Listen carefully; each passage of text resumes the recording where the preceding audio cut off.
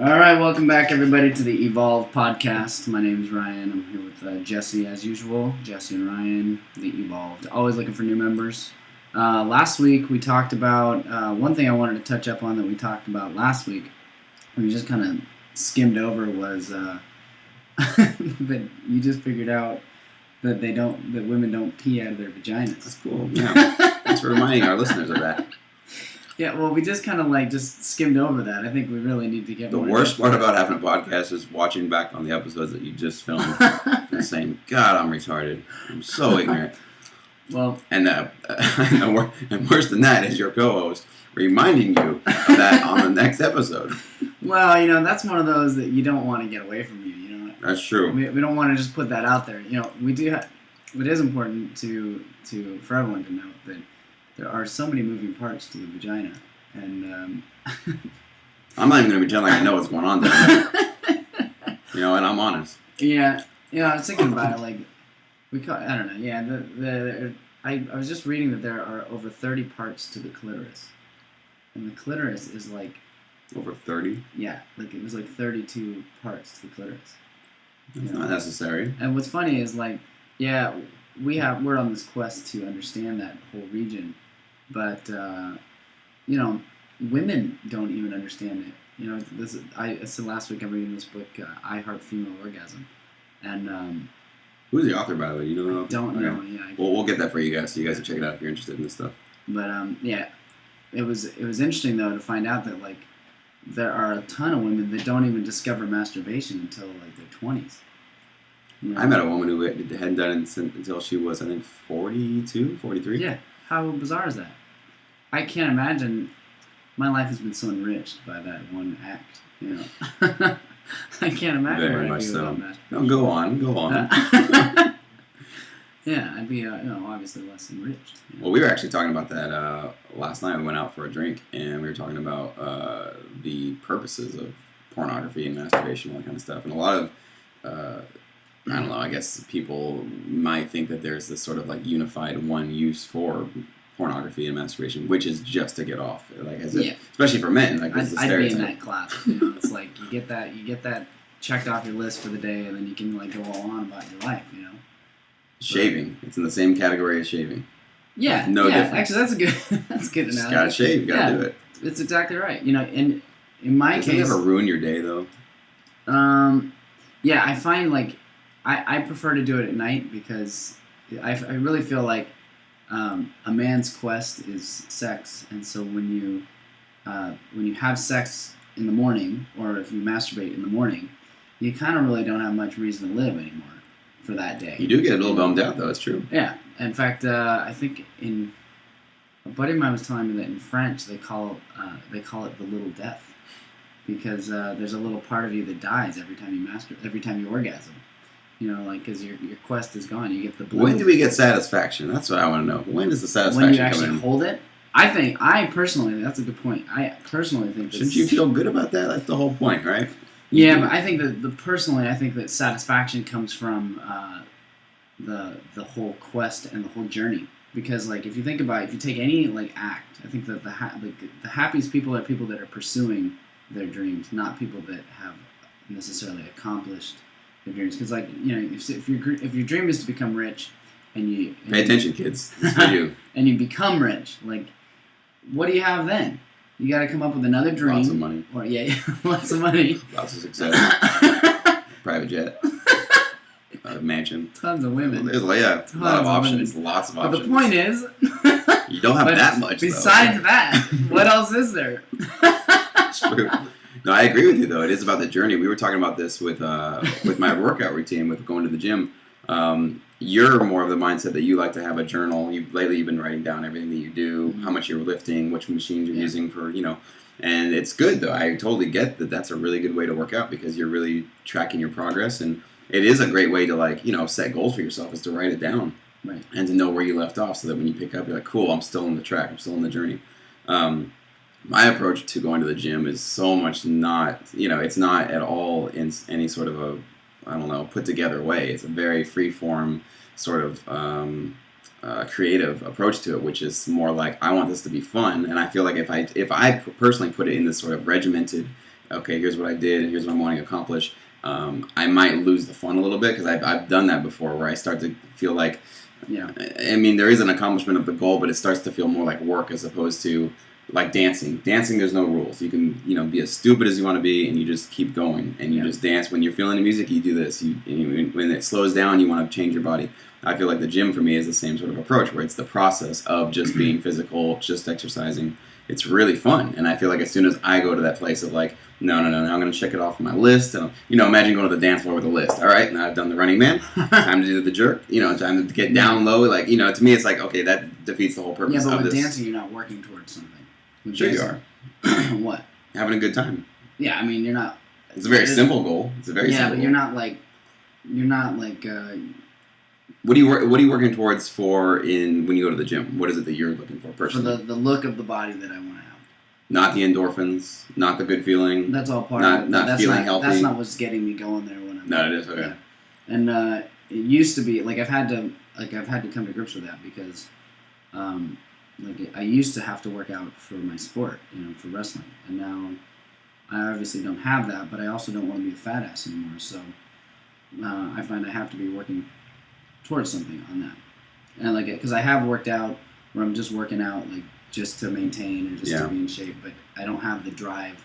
But is it really just the body? Like, is it really just think about it? Is it really just the body you want? Like, I mean, I understand that looking good is a good thing that a lot of people want to accomplish and get there and look physically fit. But is it really just that you want? No, but no, obviously not. In fact, I have really bad shoulders. So when I'm not working out, my shoulders are not as stable, and I'm in a lot of pain. I wake up in the night, my arms are asleep and stuff. But what gets me to the gym is not, it's like, you shouldn't eat potato chips, but you still eat potato chips. And same thing. I know that I should work out, but when it's just for that, I don't. So actually, what's kind of kept me going is more of a vanity thing, I guess. It took me a long time to come to grips with that because I hate the idea of working out just for vanity. But I mean, nowadays I don't really have. I mean, I'm young, I'm healthy. I don't have any heart issues. I don't have any doctors telling me, oh, you need to hit the gym. And I don't really have, I don't have any other incentive really at my age that's more noble than vanity. And so whatever, I've had to come to grips with that. That's all right. So I wonder which one's influencing you more. The more for the striving to, have a very fit physical body, or the fear of not having a physical fit body. I wonder which one. Definitely the fear. I don't want to be a fat ass. All the wrestlers all of my wrestling coaches and a lot of my friends from wrestling are fat asses now. You mess with your metabolism and you mess with your eating habits and all that stuff. No, your body is messed up with food. My relationship with food will always be different. From cutting weight and I still can't eat hard-boiled eggs. I had a coach in high school that every week you'd step on the scale and he'd tell you how many pieces of ice you could eat and how many hard-boiled eggs you could eat for dinner. For that day. It was horrible. Wow. No, I still can't eat. I never liked hard-boiled eggs, but now I really don't like hard-boiled eggs. Wow. That's the only food I think I can't eat anymore. You're not missing out on much, though. Don't worry about that. Yeah.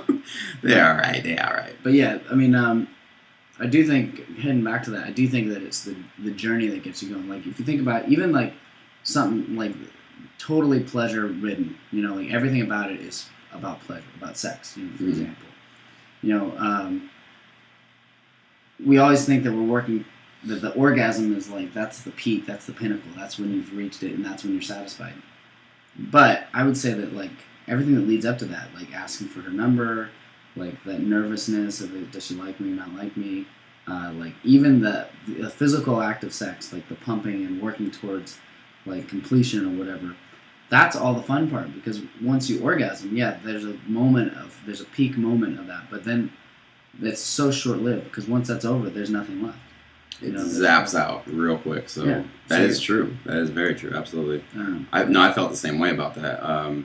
It's kind of always, I always get kind of, and not, I wouldn't say bummed out, but I always do feel that when there is an orgasm about to happen, it feels like, I know at the end of this it's just gonna all disappear, and I don't know, it depends on who you're with. Obviously, it can be a very special moment. It can be great afterwards, and I've had some of the the most amazing sex of my life when actually I haven't even orgasmed. Like there's been times where like, it's very, very intense, but sounds crazy. Yeah, I can't relate to that. Can't relate to that. But it wasn't any sort of like, no, it wasn't that I couldn't, it wasn't that I didn't want to, it was just sort of like we, for whatever reason, this is way too personal, but we were having like, a very intimate moment, and then it kind of like just evolved from the sex to a really intimate conversation. We were both just laying naked and just started talking, and it was like, it just continued. And there wasn't any sort of like, I don't know, I guess I didn't have any sort of like, oh, no, let's finish this and then we'll talk. I didn't have that. It was just sort of like, it started there, and then it went back to sex after the conversation. How do you talk in the middle? Like, that starts out with, hey, I'm going to get a sandwich. I'll tell you this, it was a very rare connection. It was a very rare connection. In fact, I should stop talking about this. This is way too personal. It doesn't happen. No, I'll tell you this. That is not a very common thing from what I've heard from my friends and other people. That is not a very common thing. Yeah, I just can't imagine, like, the only kind of talking I'm doing during sex is either, like, dirty talk or... What do you say in your dirty talk? Let's talk about that. What are some of your phrases? What are some of your favorite phrases? Well, probably, I don't know. I only... You do this, you like that? You do some of that stuff? Or what kind of stuff do you do?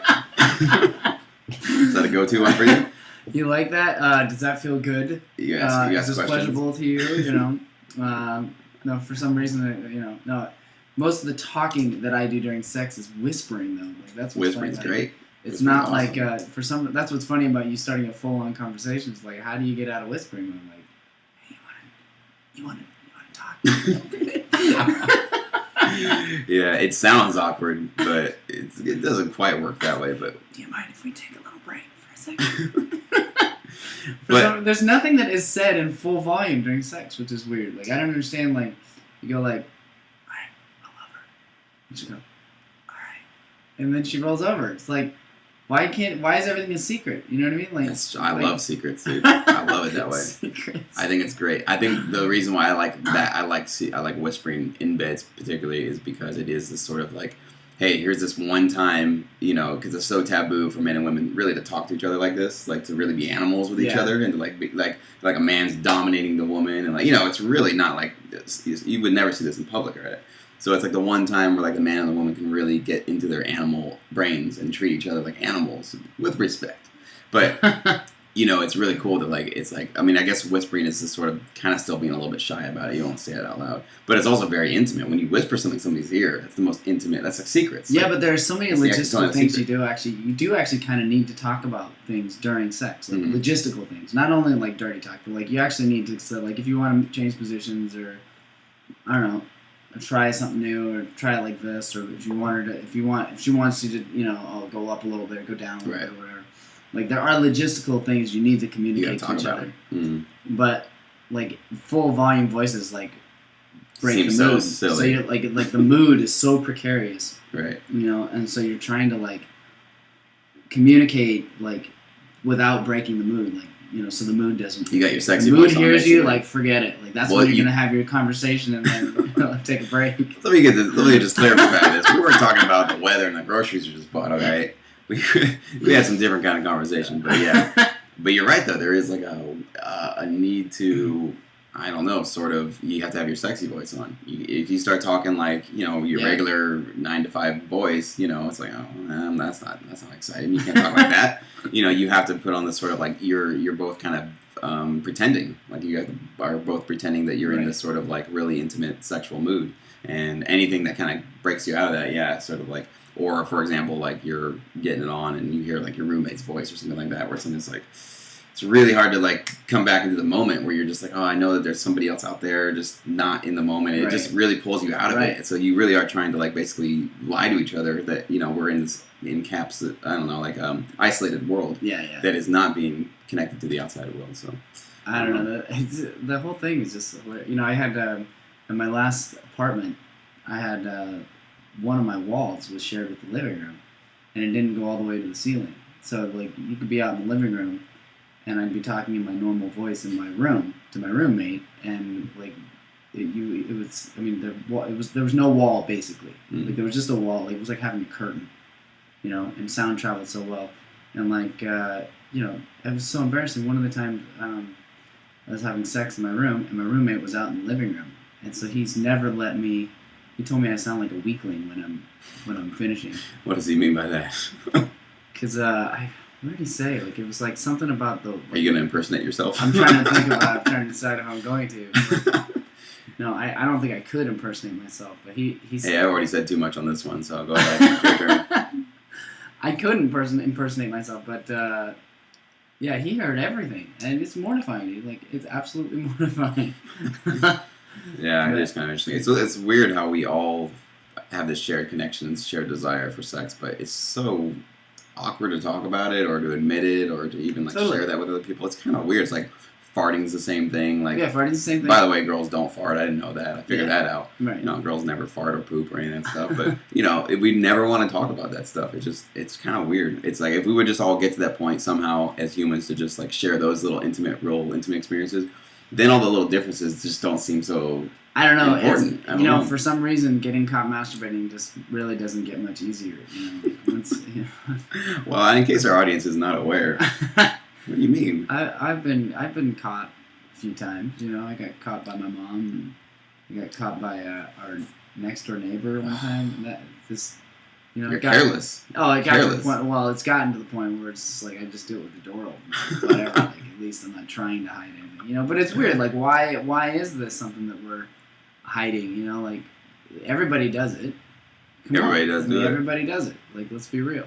Well, and so like you get caught. People know about it. It is like I saw you do it. Like I mean, my mom caught me, and like if she caught me again, it would be just as horrific. Like, it's like, what's the point? Like she knows I do it. Like now she definitely knows I do it. Do you think like Europeans like they're as weird about this? Like a mom, like a French mom. Yes. You think they're just weird? Of course. They're I don't know why. More sexually liberal than no, everybody turns to Europe for their answers. No, that's not. That's first of all, the sexually liberal countries are like Scandinavia. Okay. But Europe as a whole is not. I don't think they're like so liberal. I generalize, but you know, like I do feel like there's a little bit more of this sort of like, what's the big deal? We all have sex kind of attitude over there.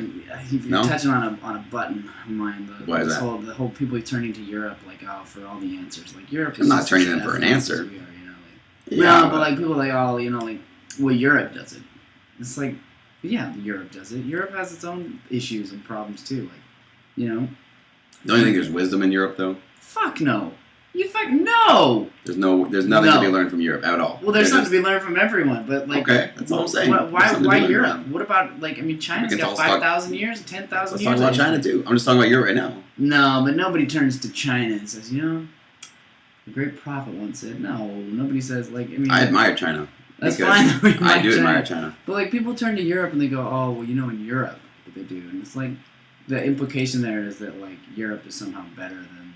I don't know. I think you're reading into that. I think we're just saying that. I've heard a lot of. There's a different way to live, and there's different cultures, true. And they're just saying that here's like a group of countries that have been around a lot longer than we have as a nation, and they have some things that we should learn. I don't think we should ever be like, I'm not. that whole side of the world, they don't have anything. I'm not knocking Europe. What bothers me though is like. You don't like the people that are looking over there for... There's so many people that like take one trip to Italy or something like that, and then they're like, oh, you know, Italy is just inherently. Are you thinking about one person in particular? Okay, good. No, definitely not. No, there are I've just had so many people that are like, well, in Europe. It's like, yeah, okay, fuck you. In Europe. Yeah, okay, fine. In Europe, they eat bread and cheese and they have a light lunch or whatever. Like, great, you know, whatever.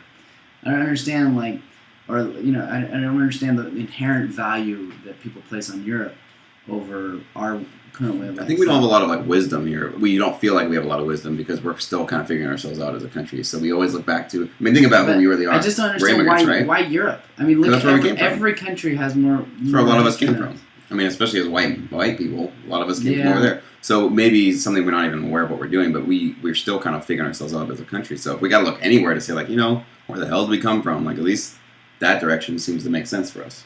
I guess, but you don't get people that haven't been to Europe talking like that. It's like all these people with like that, you know, feel like their shit doesn't stink because they've traveled to Europe a couple times. Like, oh god, you know, I don't know. I don't know if I've met anybody like that. Really? No. Oh, I've definitely met a lot of people like that. They think that Europe, you know, whatever Europe does, that's like what we should do. And they talk about Europe with like, you know, processed foods and with preservatives. Oh well, Europeans. That's why Europeans aren't fat. Like, I don't know. Europe's getting fat too. Everybody's getting fat. You know, I don't know. Anyway. Are Europeans getting fat? Yes. Why? For the same reason that we're getting fat. Everyone's getting fat. The whole world's getting fatter. For what reason? Processed foods? Processed foods, for lack of good diet.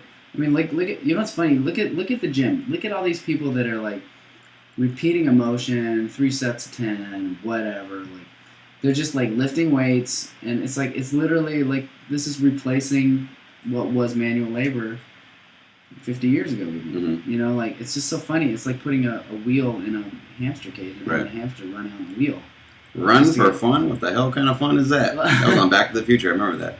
So people won't run and walk for, you know, I think it was Christopher Lloyd went back to the Old West, and he was like, in the future, you won't need to run or walk. It'll be for fun, for exercise. And I'm like, run for fun? The hell kind of fun is that? It is kind of interesting to think about. Totally, it is run it's for crazy. fun. Like, I can't imagine, like, it's really funny to watch. Like, you have all these people that are running on treadmills, all these people that are lifting weights, and it's like, it's the weirdest thing. It's like the level right before, you know, in the Matrix when they're eating that slop. Mm-hmm. It's like got all the nutrients, everything they need just in it. Like, right. You know, it's just like that. Like, holy crap, this is what we've become. Like, you have to nowadays, because our lifestyles have turned to technology to replace all of our like physical needs or whatever.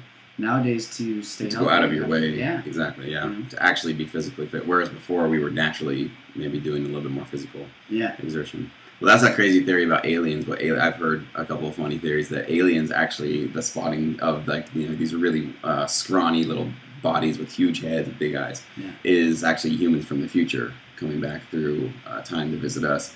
And the idea is that the reason why they're so scrawny is because, as we're going to the future, we're not needing to have any physical activity anymore. So we're actually like sitting in front of computers more. Interesting. And you know, in cubicles, and like we're not really, you know, taking care of our bodies as much. But look what we're doing with our brains. We're expanding our knowledge and our awareness. Why are they green?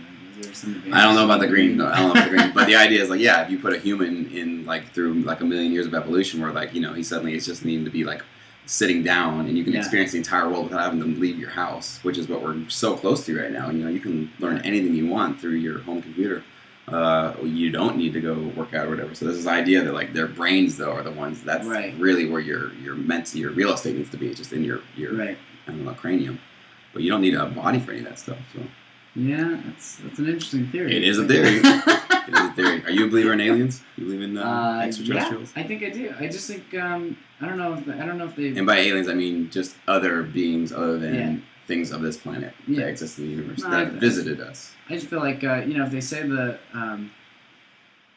universe is infinite, and you know, if you think about like if you think that the Big Bang, you know, our existence was like the result of like a coincidence of like events that happened, and like it seems like there would be in an infinite universe an infinite number of chances for our Earth to have happened. It seems like you'd have maybe even an infinite like possibility for life throughout the universe.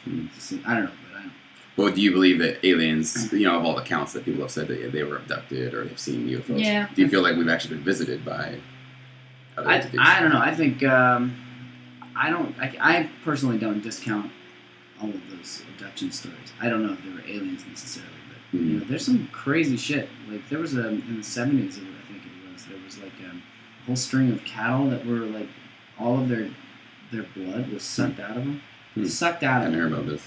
Yeah, I've watched this on the History Channel. That's crazy. Like there's just some crazy stuff that like I don't know. I guess it's more like on the God thing, you know, where you say like, oh, just because you can't prove it doesn't mean aliens do it.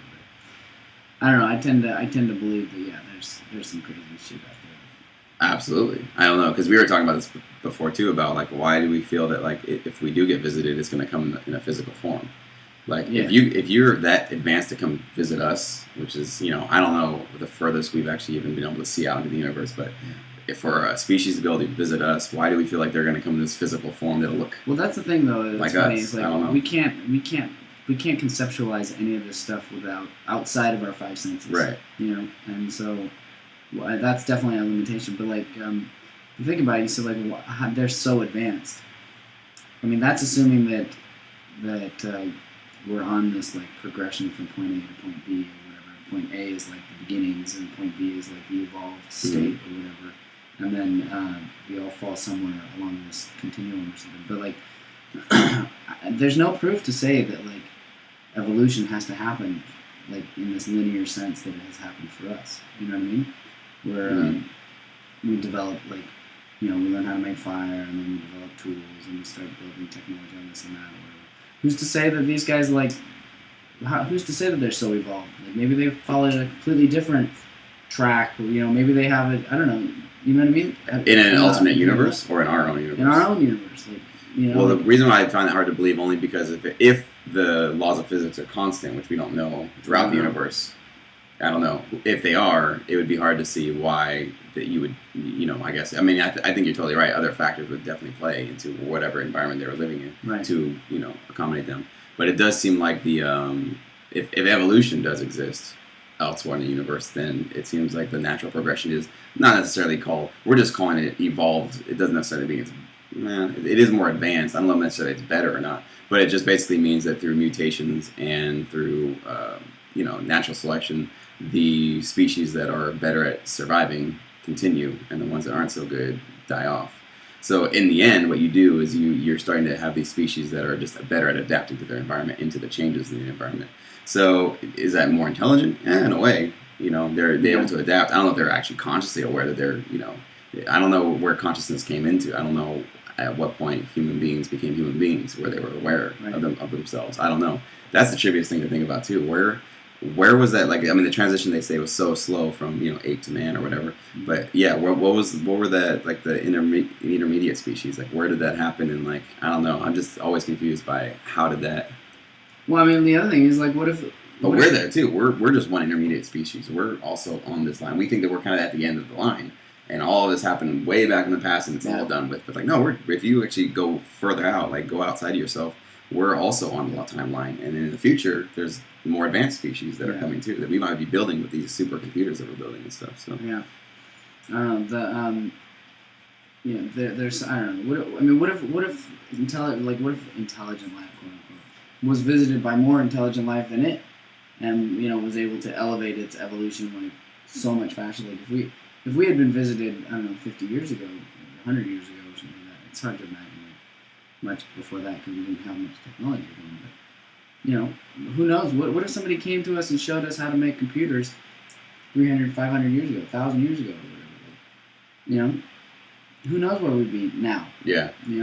Would we be more evolved? I don't know. We'd be the same beings, I guess. I don't know. It is interesting, but it does seem like the first thing we do is when somebody has a very advanced idea to push forward our understanding of the universe is to call them crazy, throw them in jail, kill them, something like that. It does seem like every time there's a genius that comes out with some sort of like, hey, maybe the world works a little bit differently, but we get scared of that. It's just this first thing that happens. And it's happening right now. Steve Jobs, nobody got scared by him. Nobody got scared by Einstein. Yeah. Well, I guess not, but I think a lot of people were also, look at Darwin. Look at what people were saying. Darwin basically said, maybe there wasn't like intelligent design. Maybe there was some sort of different process that, there's, all he was saying is like he was trying to explain the diversity of species. He wasn't even necessarily talking about where life came from. The theory just wrapped around why there's so many different species on the planet and what they all have in common. And so I think all of that is evolving though, honestly, as science has become more embraced. And actually, like, especially nowadays, right? Yeah, but in this time, definitely. Oh my gosh, you imagine the hate mail you got from Christians and anybody religious, anybody believing there was a God. It was like, oh my God, because he's challenging status quo, and I do feel that happening right now, as far as what we're able to do with technology and the idea of like in Korea right now there are clones of drug and bomb sniffing dogs in being used by the police force in Korea, and you tell people about that, and a lot of people feel that's wrong. So you were telling me about that the other night. So now they took one. There was basically one canine. I don't remember what breed it was, but it is a dog. It was a drug and bomb sniffing dog that worked in I think the Seoul International Airport, and I believe I might be completely wrong on that, but they used this one dog and cloned it I think 6 times. So there's like a pack of 7 dogs, which is basically the same dog, the same DNA, and so they have this pack of clone dogs that are all super dogs that just have the same abilities that the first one did. That kind of rocks with people's understanding of what life is and what we're doing here, you know. Right. And I And don't each know. of those dogs has its own like consciousness and like, Yeah. all that. Yeah, it's crazy. Each one of them has a hunger need, it has a sex need. You know, same. They're all individuals, but they're all based off. But you think about it, it's not that crazy because, like, I mean, think about you. You have 2 brothers, right? You guys share the exact same DNA. Well, no. The twin brother.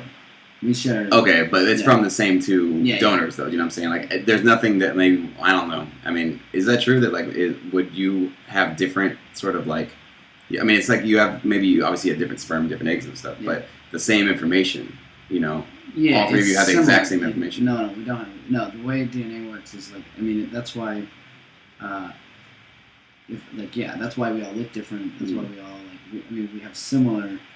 You know, you have a different mix in every I guess in every sperm and egg Right. combination. You have a different mix, but of course there's going to be overlap in their DNA and stuff. But I hear what you're saying. We're not like too far off. Right. You know, but yeah. We have this idea of like we're individuals, like I'm different from you, and I'm, you know, that kind of thing. But like, I don't know. I seem like we are still rolling along from the DNA that was given to us, given to our parents, given to our grandparents. Like we're just rolling along with this sort of like DNA trip that's just kind of passing through the bloodlines. And now we've figured out a way to like mimic that, and we can actually play this biology god where we're like, oh, okay, we figured out how to do that. Yeah, I don't know. It does trip people out. So, and it trips me out too. It's kind of interesting. I always think about the consequences of this kind of technology, but we have really gone all over the place on this podcast. Yeah, this is an interesting one. That's for sure. But anyways, I don't know. So what else is going on in your life, man? Special education is just driving me nuts. You and your special ed grants, dude. Oh my gosh. What's bugging you now? You know what really grinds my gears? What is that from? No, every single sort of, complaining radio show. Anyway, no, we're talking about ADHD in my special ed class now. And, ADHD, I Which guess is attention deficit hyperactivity disorder. And so nowadays, they're not classifying ADD anymore. That doesn't exist anymore. You just have 2 classes of ADHD, of inattentive. This is from the perspective of the public education system in California. No, this is the way it's defined in the law now. Okay. So for California or for the federal, which one? Let's see. I think that's federal, but yeah, Okay. It is federal. It is federal law. Okay, so AD doesn't exist. ADD doesn't exist. Of course, it still exists, but it's now classified under ADHD, regardless of if you have a hyperactivity problem or not. Okay. So they're saying you have an inattentive class of ADHD and a hyperactive class of ADHD. So you might have inattentiveness and hyperactivity, or just inattentiveness, or just hyperactivity. So you have any combination of the two. Okay, so they're saying, in this class, like they're giving out like plans for students that they don't have to perform all the same material as other students and stuff because of their ADHD. And it's because they have no ability to control their attention span, or they have limited ability, or they don't know when they're not going to be able to pay attention, or they don't know when they're, and it's like, give me a fucking break. Who on this planet has total control over their attention? Who on this planet has enough attention as they want? Like, I know for a fact that everyone that I know wishes they could or would benefit from having better attention span or whatever. Longer, you mean? Longer, Okay. more reliable, like, be able to pay attention in any scenario or whatever. And it's just like, it just drives me nuts to get, the world is not gonna give allowances to someone that has ADHD. Like, you can make laws all you want, but the fact is, if you don't learn to cope with your issues or whatever, you're not going to be successful. And like a lot of the solutions are to medicate and to. What do you think about that? About kids that have that in the, I don't know, what's the medication? Ritalin? Or there's another one out there now. I'm not. Well, what they're finding is that they're finding some links between medicated ADHD kids and drug use later on in life. Because even once they learn skills to cope with it or whatever, if they can get off the meds, a lot of times what they do is just medicate them for a little bit and kind of calm them down so they can kind of teach them some coping skills for their disability. And then what they're finding though is that a lot of these kids later on in life are going on to seek out drugs because they're getting that fix early on in life, and then they kind of just feel like something's missing, and they're kind of just gravitating towards drugs. Which drugs? Do you know, like, kind of where? I don't Because know. I do know a lot of people with ADD that smoke weed because it mellows them out and it helps them stay focused. And the impression I got from what this lecture in class was that it was prescription drugs. Okay. But I'm not entirely sure. Right. So they are still trying to medicate themselves because they know they need to figure out a way to cope with it. What they're saying, what they're saying is basically that they're kind of that's one drawback of medicating is that you're kind of planting this in kids while they're still developing, and they're developing habits at that early age and stuff. And when they get older, then it seems to. It's an interesting dilemma because like a lot of them are really intelligent, and a lot of it I feel like there's a way that they could be like super intelligent with like ADHD. They can be. I'm not saying they all are, but I think the reason why we medicate them or encourage in public school is because we just don't get it. And it doesn't seem to work with most people. It's this sort of thing. It's like, well, that behavior is just a little bit odd. It's a little bit too noisy. Like, you don't sit still and be quiet. And like, you're not going to get a job if you don't sit still and be quiet. So we don't know how to deal with it other than to just try to get rid of that. As opposed to just figure out a way to. I don't know what the solution is, but I feel like there are a lot of really intelligent people, and it's always the kind of the ones that are on the fringes that do some amazing things because they're not constrained by like this. It seems like the first solution point of is when you have 40 or 50 students in class. How can you possibly function as a teacher when you have 40 or 50 students in the same classroom and one of them is like jumping out of his seat, distracting everyone around them? There has to be some. And it's good for the student, too. For the student that's jumping out of the seat. That student's not learning when they're jumping out of their seat and distracting other kids. That's not a good learning environment for anyone. And so that's what's driving me nuts about special education is that they've built into the law that these kids deserve, and it's true, they do. Everyone does. Everyone deserves, access to education, and, if you have special needs, sure, I'm definitely a proponent of, doing whatever it takes to get your needs met. But when you have a kid that costs 3 or 4 times the amount that a regular ed student costs to educate, and you're in budget cuts, and that kid is built into the law that will fill their needs for their disability first, and then worry about the money part later. That's what the law says. Money cannot be an issue, but somehow money can be an issue for regular ed kids. So you have this minority of kids. It's like. For 504 plans, which is just kind of, you're not in special ed, but you have some kind of special accommodations that you get. They say it's about 10% has some form of a 504 plan, and then special. What's a 504 plan? It's this plan to give special accommodations. Oh, okay. You're not modifying any course material, and they still have to take the same test, but they need special modifications. Okay? And then you have IEPs, which are individualized education plans, which give kids, that's when you're dealing with a special education student at that point, is when they have an IEP. So in that scenario, you're taken away from, and it's true, the state gives a certain amount of money to fund schools, and special education generally, as a general rule, costs significantly more than what the state pays. And so that money ends up coming out of the regular education budget. And so they're actually taking money away from the majority of students. And this is a horrible way to think about this. But I kind of feel like if you have to educate one or the other, why are we educating kids that are the special ed kids over? You mean if we have to take away funds from one or the other? Yeah. Right? Right now, who's failing? Special ed, they kind of have, not all of them. This is really true. Not all of them. They're especially mild to moderate kids. They have every chance of going on and doing great things. But there are a lot of kids, and a lot of the more expensive kids to educate are kids that are going to be in diapers and not be able to feed themselves for their entire life. They'll be in group homes, and they'll be in this sort of thing for their whole lives, and they cost a ton of money. And if it comes down to that or regular ed, why are we taking money out of regular ed? Why are we not backing a winning horse?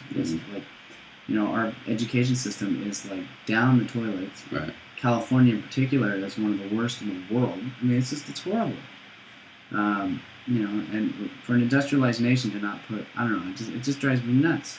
I hear you. Are you like kind of not for this kind of centralized board of education, sort of like a state-run education system? No, I'm okay with that. I mean, I think. How do you feel about homeschoolers? Like, as somebody, because you're trying to get into the education profession, like, how do you feel about parents keeping their kids home? I'm not big on that. I mean, like, yeah, as far as the material goes, like, yeah, you can probably cover more material and give a better education just on curriculum. Mm-hmm.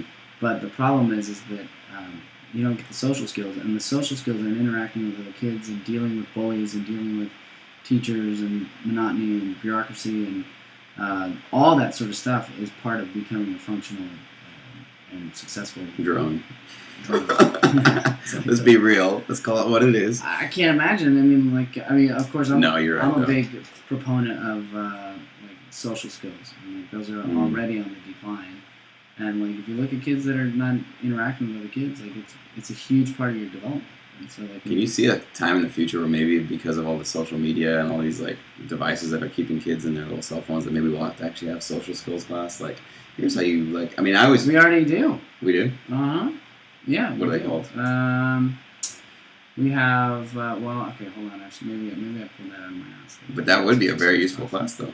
I mean, I think we have classes like on how to pass a resume and how to and we have a ton of self-help books that help people to become more socially successful. In school, like public education. No, I guess not. I mean, like in elementary school, like high school, I guess not. Yeah. I think colleges always have that. There's always like a freshman year. I didn't take it, but I think a lot of colleges have this sort of like kind of you're living on your own for the first time. Yeah. Here's how you kind of take care of yourself and whatever. Right. There's like, I don't know, a lot of kids, when you live with your parents for 18 years, there's a lot of skills you don't quite have yet. Right. So there's a lot of those things that help you out. But yeah, it seems like the social skills, because I remember one particular, it wasn't even a class, it was like a one-time speech I went to. It was like a music industry kind of event when I was in college, and there was a guest speaker. I think he was like the head of I think a publishing company, a music publishing company. And the seminar was just about, it wasn't even really a seminar, it was like an hour-long speech about networking and the power of networking and how to network.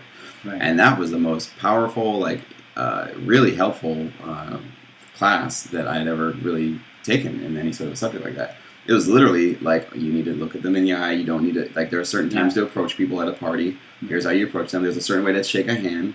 There's bad ways to shake hands. How you shake a hand says something about yourself. Mm-hmm. These real, kind of unspoken rules about human interaction that you just don't get if you didn't get it from your parents or somebody else, maybe a brother or something. Your friends are probably not going to tell you this kind of stuff. Right. And those skills are just invaluable. And the only way to get better at them is actually to do it and to practice it. But yeah, it is kind of conspicuously absent, which is such a life skill. And in getting jobs, anytime you've gotten a job, it's because people like you. Yeah. And you present yourself well, and you're likable, and you're confident, and they want to be around you. Resumes are good, but really, people don't hire resumes; they hire people. They want people around them. Yeah. Resumes is sort of a way for you can kind of scan what I've done. Am I even qualified? Cool, you're qualified.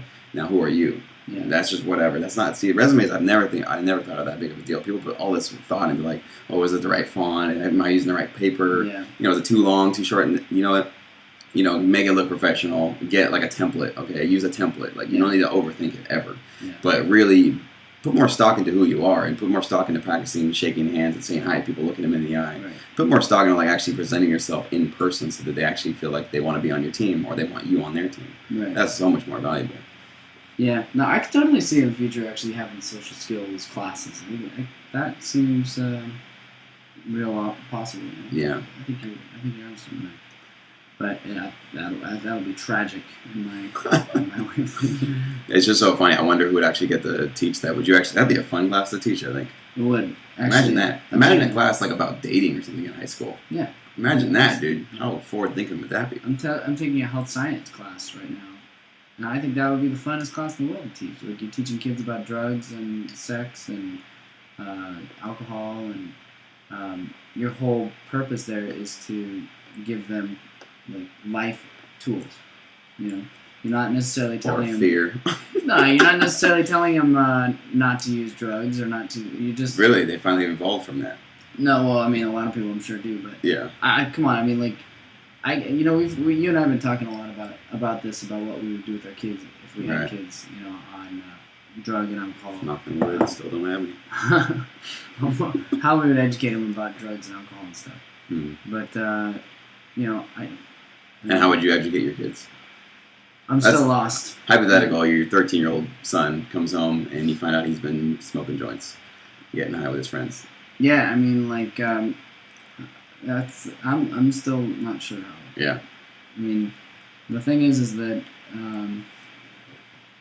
these things, these are not, I don't know, they're just not good for you. I mean, come on, let's be real.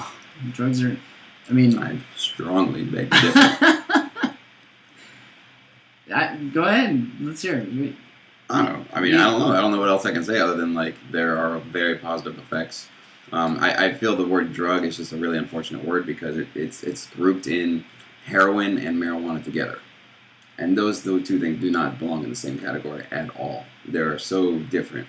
And I'm speaking on a personal level, but I know that there are a lot of people that actually have used. Sorry, this is so bad. I should not be eating on a podcast.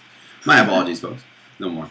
I don't know. Personally, I'm speaking. I've gotten high and have done some really amazing personal reflection and have been able to see myself objectively through some other perspective, not of my own eyes, and have gotten out of sort of my kind of ego sense of like, I'm fighting for survival and I'm working hard and I'm going towards a goal, and you get to just take a breath from all that and just see your life kind of play out in front of you. Right. And there are definitely other ways to get there. I'm not saying that's the only way to get there, but I'm saying that is a fast and easy way to get there. And it's very efficient. I strongly believe in shortcuts. I believe if there's a way to get to a place quicker, why go meditate for an hour when you could actually just eat a little pot brownie and get there in 45 minutes? Well, what about obviously the danger is not in moderation. The danger is in like when smoking pot or whatever drug it is becomes like shaving. Like we're talking about masturbation. It's just part of your normal routine. And it's not part of like an enrichment process. Like you're talking about it as being potentially enriching and bettering of who you are and that kind of thing. But I don't think that a teenager has the capacity for that. Mm-hmm. They just flat out don't. Like I don't think that you have the capacity for like appreciating the benefits or the potentials or whatever of these sorts of things until you've lived life on your own, sober. Right.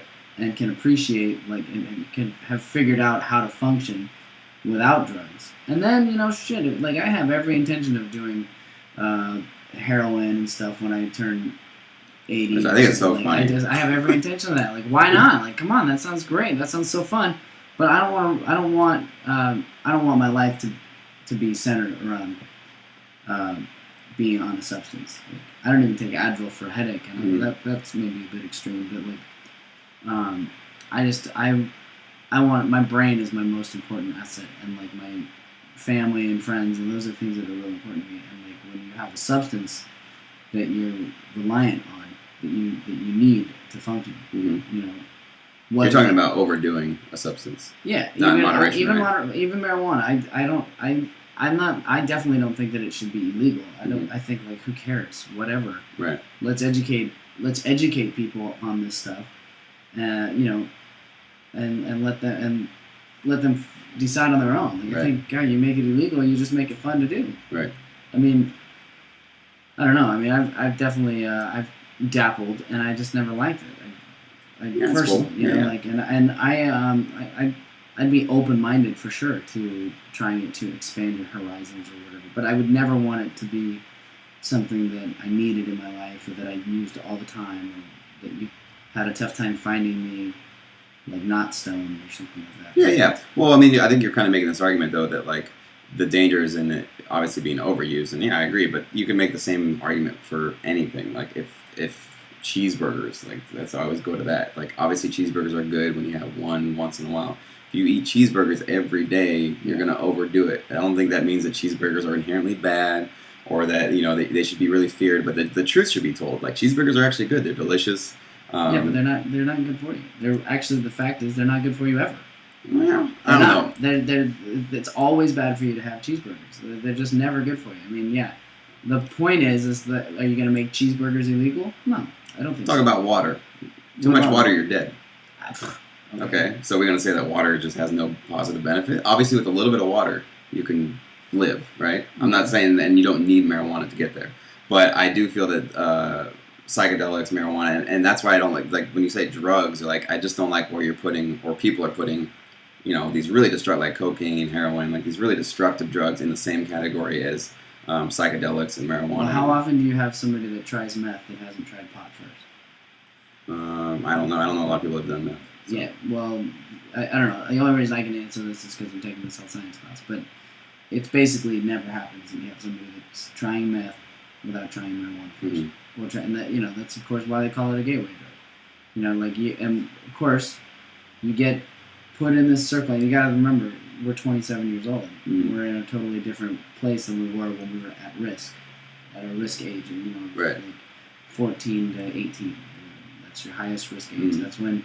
And look at the people that we were hanging out with in high school when people were smoking pot. So, mm-hmm. like, I was smoking pot. I know I'm not, mm-hmm. but and I wasn't in high school. I did in college. Mm-hmm. I tried it in college, but I was still hanging out with you and the same guys. Right. And like, look at the folks we were hanging out with. Like, they were not like, some of them were not stand-up folks, and some of them were into some really heavy stuff. A few of them, yeah. Like a lot of just as many of them were into heavy stuff. Just as many were not.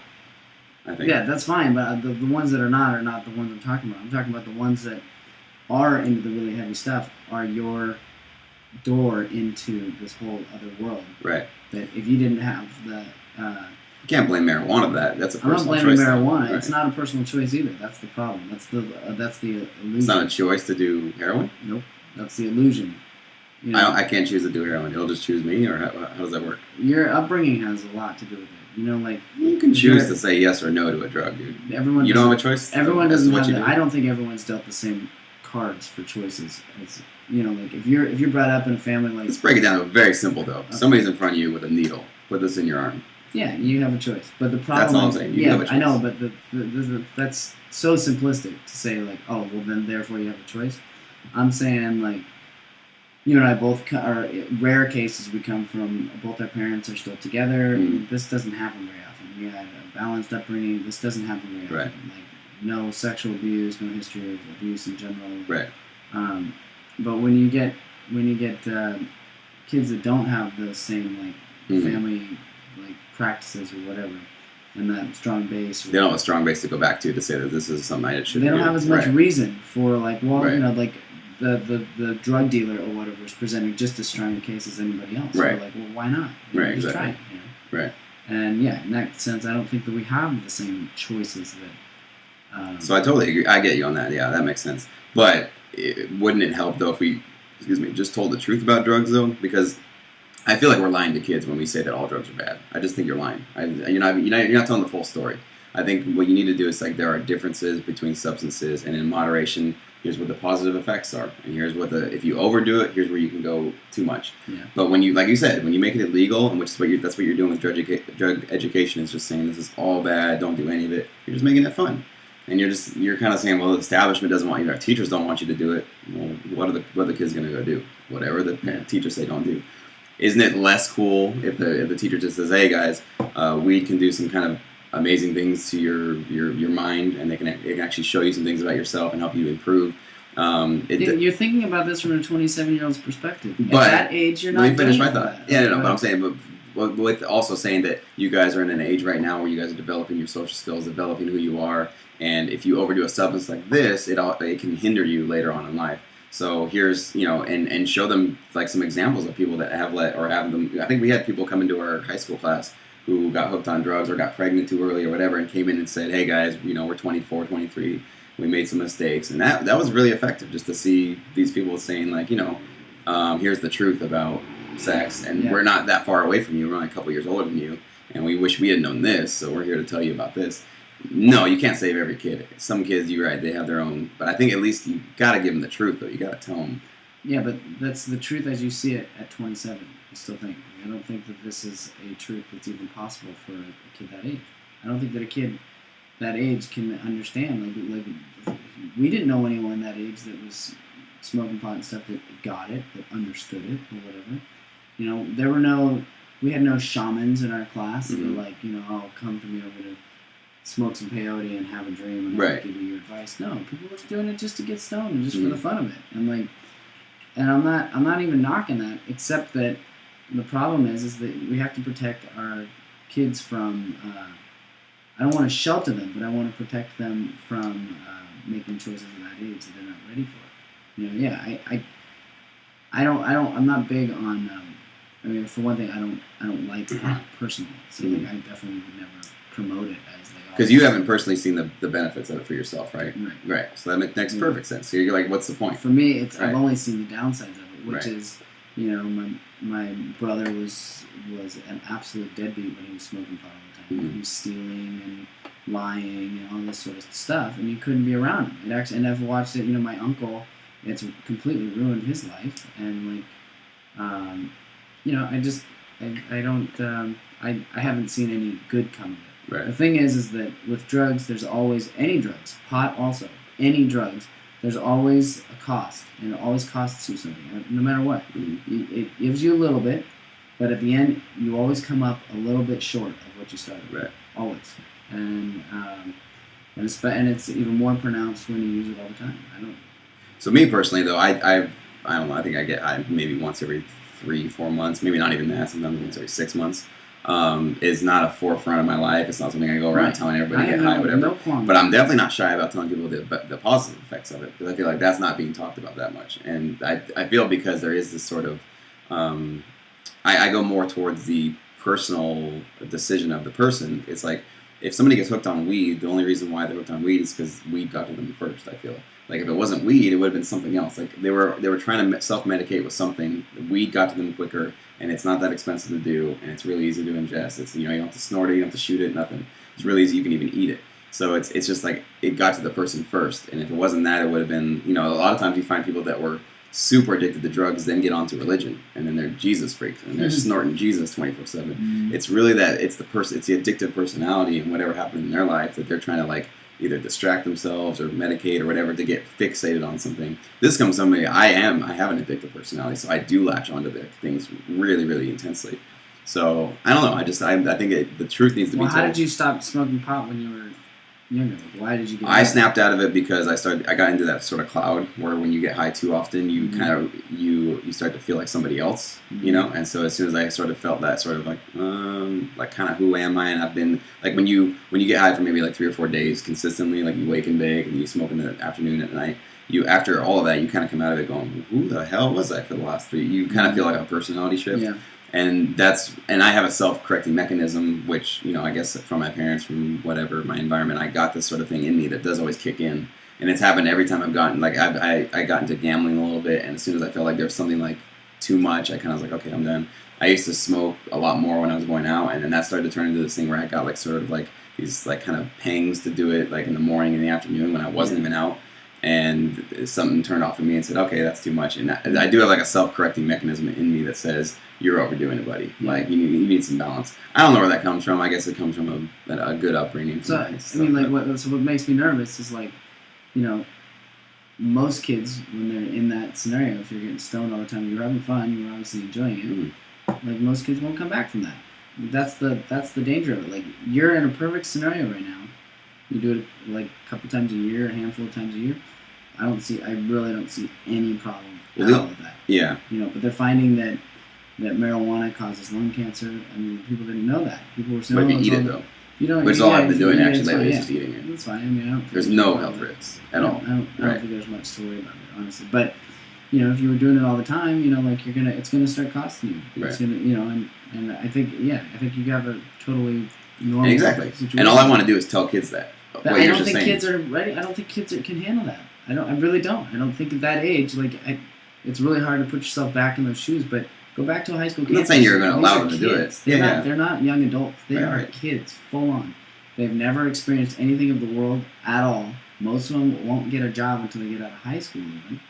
I mean, there's no life experience here to cope with this. Like, you have all the life experience to understand, like, the pros and cons of it. Like, you're not going to do it before a big project is due, or the same day that a big project is due. I mean, like Right. you are an adult. You totally understand what the But risks are, you, what's going on with it. when you say though that like, because I think there's this contradiction though, because you're saying don't make it illegal because you're gonna make all the kids want to do it, but at the same time you're saying we should tell all kids that it's all bad and they shouldn't No, do I'm it. not saying that it's all bad. I just don't. I think that you should give them the information about it. Like, Yeah, that's exactly what I'm saying. but I'm saying that the information is not that it's so wonderful. Because I didn't say it's so wonderful. You're saying there's a lot of really good stuff. There about is it, positive and I don't to it. think there's a lot of really good stuff. Okay. About it. I think there's maybe like you get stoned, you get a good euphoric feeling. Yeah, okay, great.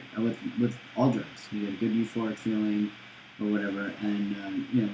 But it's not. But you're kind of reducing it to maybe like a pain pill, where it's like it's just gonna make you feel good, and that does it. Part of it does, but actually, when I get high, I get super paranoid actually, and I get very uncomfortable, and I feel like I can't breathe. It actually doesn't sound that fun at all. Yeah. Even every time I do it, I'm like, oh, why did I do this? This is such a bad idea. But I do, and it's probably a personal thing too, because every time I do it, I go to a really deep personal self-reflection mode, where I look at like how I'm treating people in my life, and if I'm being nice to people. I don't think that most kids are having that experience with it ever. Or if they were told it was a possibility, maybe they would actually come out more. But I think we're on the same page with this. All I'm saying is no. I'm not saying like drugs are great and like we should all. Yeah, I'm saying that we need to tell the truth about it. Which is what if I mean I don't think that even most people experience that of pot every time they smoke pot, or even most of the times, or even any of the times for some people. And I don't think like what if you removed that self-enrichment part of it? Then what would you be telling kids? Because I don't think if I didn't have my experiences, if I didn't have my experience with that, I would say I don't get it. I would probably be more on the other side of the fence. If I didn't have any personal feeling about it being positive to me, then I mean, as far as the regardless, let's just say the kid's experience, which is just getting stoned. That's all it is. I don't think it's about like reaching this higher level. Which is just a physical feeling. Yeah, and that's what kids are using. Mm-hmm. That's what kids are getting stoned for. It's just to just kind of try it out and get stoned. But it's not like, oh, I'm gonna move on to another level and look inward and stuff. Like, what would you tell those kids? Because I think I would say that let's talk about it. Let's talk about how you feel when you're high. What happens to you when you're high? I would say let's talk about it, and let's not like get uncomfortable about it, and let's not like say that you should just never do it. Like we should say like talk about it. Why do you feel good? I think just what you need to just open the communication lines. Why do you feel good when you get high? Because a lot of times you find out that if kids are overusing, is they're trying to self-medicate for some fucked up situation in their home, or like they're getting beat up by their dad, or something. You know, there's like something that always comes back to. I mean, I was talking to this girl I know who got hooked on heroin and was homeless for a while. She kind of opened up to me and said the reason why after she did a lot of many years of therapy and stuff, she realized that there's this crummy feeling she's always had from her mother, who was always putting her down and always just not accepting her and not showing her a lot of love. And like, why don't we just open up like the communication as to why you're overusing? Every time somebody like overeats, anything they do something like way too much, it's normally a sign that there's something that's not good inside in their emotional life, and they're trying to get the physical high to mask that sort of emotional, and that's why it never really helps, because you're using like the wrong medicine for this cancer. It's never, these don't match up. So you're trying to get a physical good feeling from something emotionally that feels crummy, So I don't know. Yeah, I think in a lot of ways, I think we're on the same page. We are on the same page, absolutely. All I want to do is like exactly the same thing. Like you guys do need to be careful. You need to respect these substances because they're very powerful and they can destroy lives easily, very easily. But just add a little bit of like, here are some of the things that drugs can do that are positive.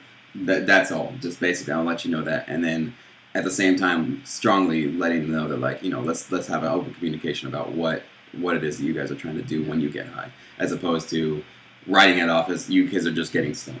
You know what I'm saying? Like, I think that cheapens the whole discussion to the point where you're writing everybody off, that they're just these stupid kids that don't like, not that I'm saying put words in your mouth, but when you say that all these kids are just getting stoned, you do sort of like kind of limit their validation for what they're doing, Well, if you look at kids in a classroom about drugs, the whole thing is like, it's about being cool.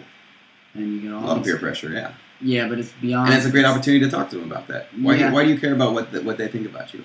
Isn't that a great way to teach kids about that's a good point. self-confidence? That's actually like, why don't we just talk about this? Why do you get high? Well, because like I guess all my friends were. I mean, that's the reason why I started. It's because I had 2 or 3 friends that were like, we're going on this big skiing trip. Let's get high. And I don't want to be the one square in the car that doesn't want to do it, right? So you want to fit in. So that's a great opportunity to talk about. Hey, let's talk about individuality. Let's talk about growing up, and like, do you really need the acceptance of other people to still feel good about yourselves? And that opens up. Oh my gosh! Like, imagine like how great like if kids would feel about themselves after that sort of like process of discovering this about what peer pressure is. It is a very young age. I don't know, but I just don't think that anything bad could come up just having an open conversation. No, I'm definitely there. So, rock and roll. I think we're about. We are right there. Right at our hour. So anyway, we covered some good material. Good today. talk, sir. Yeah, definitely. Anyway, tune in with us next time, and who knows what we'll cover next time. But we didn't cover anything that we wanted to talk about. Yes, I'd like to talk about these Wall Street protesters. I have some thoughts on that, as I'm sure you do too. So we'll talk about that next week. All right. Thanks, everybody. It'll be good.